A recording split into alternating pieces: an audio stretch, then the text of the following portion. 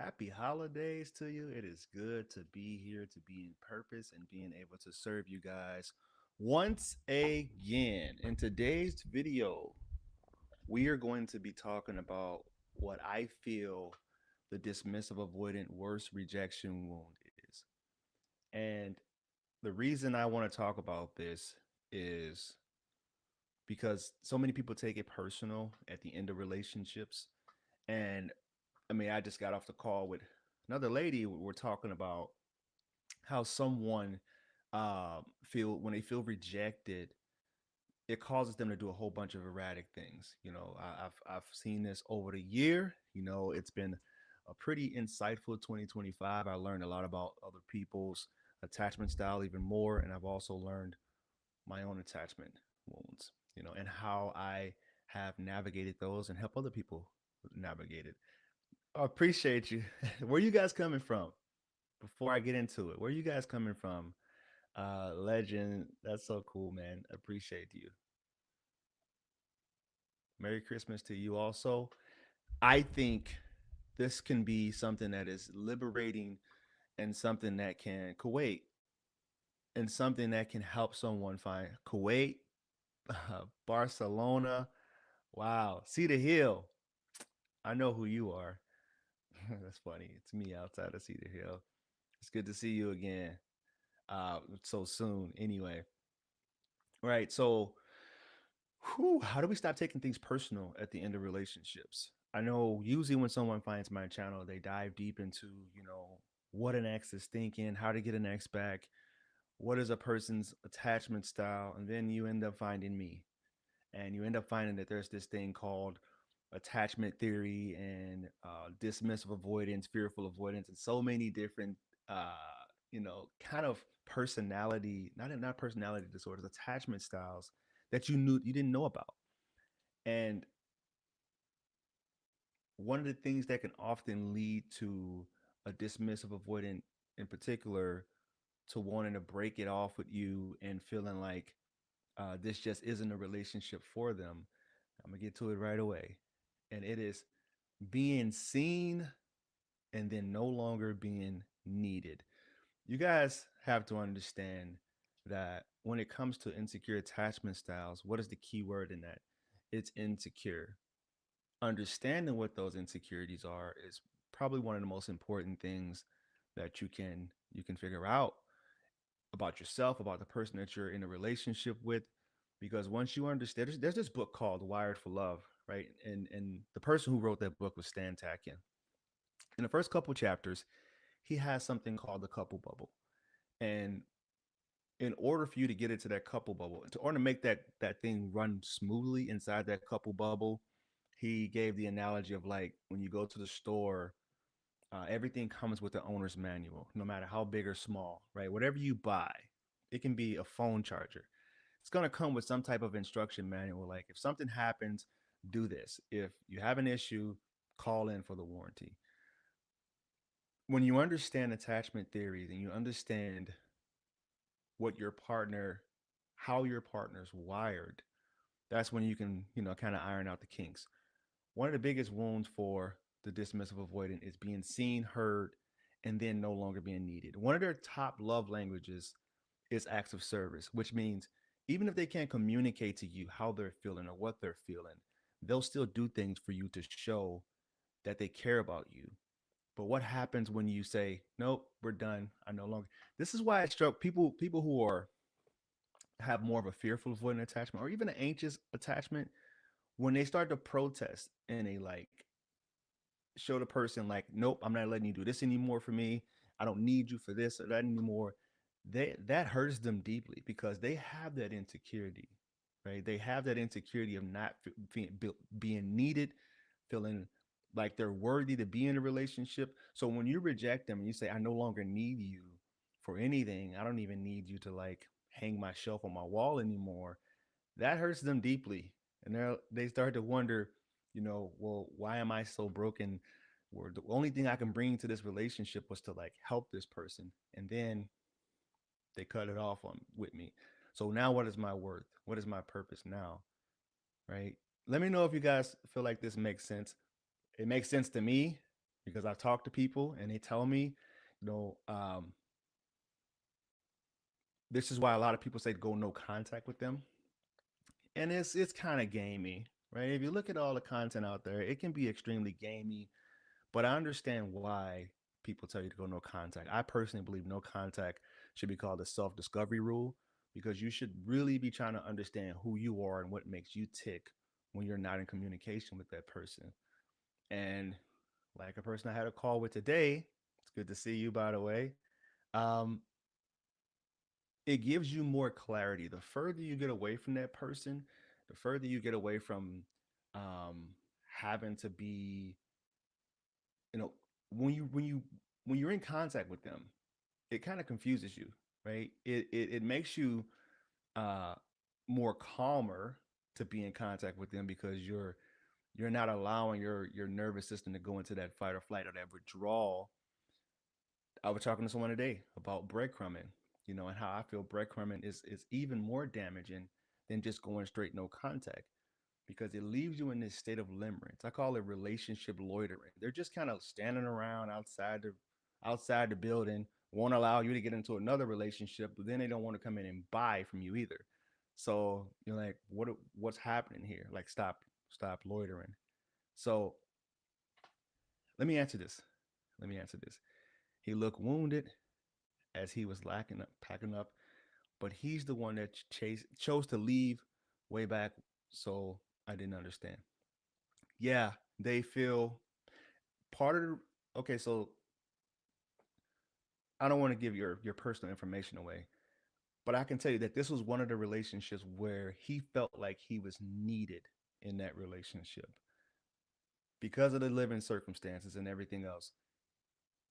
Someone who's more avoidant, they feel like if I can bring value to this person's life, that means that I'm actually good in relationships. But what happened when you say, I don't need you to do anything for me. I don't want you around. I don't need your money. I don't need your help. I don't need you to cut the grass. That cuts them deep because then they're like, now what is my purpose? Now how do I even what value do I have to bring to another relationship? That makes sense. If you guys are in here, you know I keep these lives short. I'm not going to waste 2 hours of your time. Let me know what you are going through right now, how I can help you, if I can help you. I mean, I'll try to. If you're watching this on replay, go back. I talk about what I feel the biggest rejection is for a dismissive avoidant. Um, all their life, you know, they've been wanting to be seen, heard, and understood. Right? The dismissive avoidant really feels like an outcast. They feel as if no one understands them. And honestly, I'm just going to put this out there. I'm put this on the books for you. I I've seen a lot of crossover with someone who is more severe dismissive avoidant with potentially being on the spectrum. I've seen it happen. Like I don't diagnose. I'm just going to like I said, I don't diagnose. I'm just going to put that out there. It's not what I do, but I have seen patterns where someone can be more on that spectrum but have a lot of avoidant tendencies. So look, Google that. I want you guys to do your homework. Don't just take my word for it. I've been doing this for almost a decade now, but I've seen that crossover before, and it's confusing. But there's little nuances when they're on the spectrum. Like you'll see little nuances that seem kind of odd. You know, they're like little personality differences that you'll pick up on also. But when it comes to relationships, they really struggle to have the interpersonal relationship, right? Super no contact. Chicago. Good to see you, Debbie from Chicago. When we went down. Any other questions you guys have while I'm here? Because I'm gonna end it pretty soon. Like I said, I just like to jump on here and just answer these questions from you guys as much as I can. If you're in a situation where you're trying to use like what is the dismissive avoidance biggest wound to get back at them, I would say don't just take the higher route. You know, if anything, at the end of the day, have envy. You know, have sympathy for the person that has may have an insecure attachment style because um, I mean, if you think about the cluster of insecure attachment, it's anxious attachment, it's fearful avoidant, and it's dismissive avoidant. So if anything, it's like a mirror. You know, you should be putting a mirror up and saying, what is it about that isn't healed in them that in me that I see in them, you know? And this is kind of where that, you know, if I'm being honest, that where that trauma bond comes into play, where it's like that, like we both have these holes in our personality, and I see your hole, you see mine, but at the same time, I worked with at-risk youth for a long time. And one of the things that I would see is I had a males mentoring group, and then there was this females mentoring group. And for some reason, they always ended up together somehow. I'm like, what's happening with this? You guys both know you're in. We're here to try to solve different issues, right? But they end up finding like this assimilation with each other. Like they feel like, all right, we're both sort of these only out. We're viewed as outcasts, so maybe we should just try to be together. You know, and it doesn't really, unless you do some healing, it's it becomes very tumultuous. How effective is no contact on dismissive avoidance in reality? Well, it works in reality, and I'm gonna tell you why. First, you give them exactly what they want. If they say they want to break up, okay, I respect that, and they'll feel relief. Initially, they'll feel that relief, but after a while, Christmas time starts rolling around. Facebook memories popping up, some Snapchat memories popping up, things that happened last Christmas, last New Year, and they can't ignore that anymore. It starts to make them reminisce, ruminate, and because they're the ones who struggle the most with the Phantom X phenomenon, you guys aren't familiar with that. It's when you the further you get away from the relationship, the more you kind of pedestalize that person as being the one that you should have, the one that got away, essentially. So it is effective. Um, I think it's more effective for anxious attachers because it allows for you to self-regulate and bring your nervous system back to homeostasis and not be in this triggered state.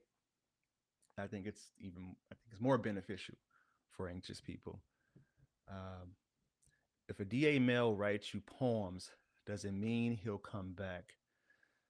That for me, I feel is it's breadcrumby, and I tell people to really ignore the breadcrumbs because it's just going to keep you stuck for a while.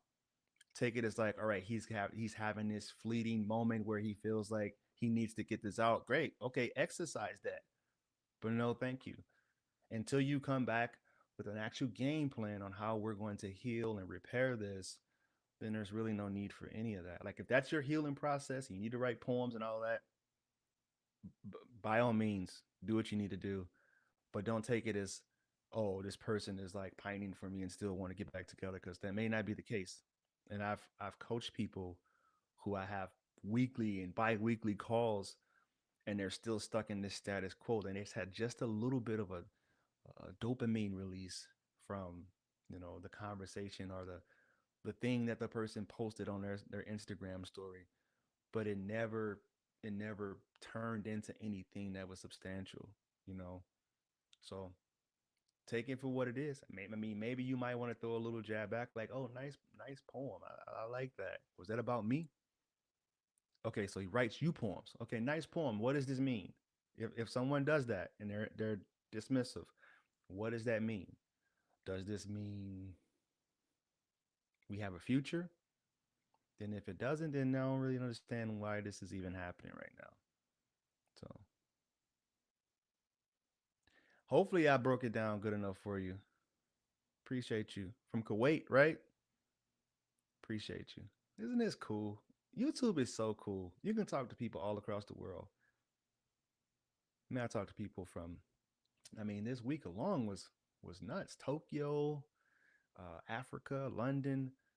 It's in, this is actually a pretty cool profession. I'm like super blessed. Kuwait, I'm super blessed I can be able to talk to you guys and kind of navigate you out of some of the darkest times in your life.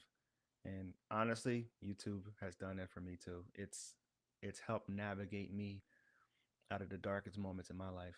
And I appreciate you guys. I don't take this community for granted whatsoever. You know, we're pushing 36,000 people, which is nuts. My daughter said that if someone knocked on the door and you answered it and you turned and when you opened the door, it was 36,000 people just looking at you.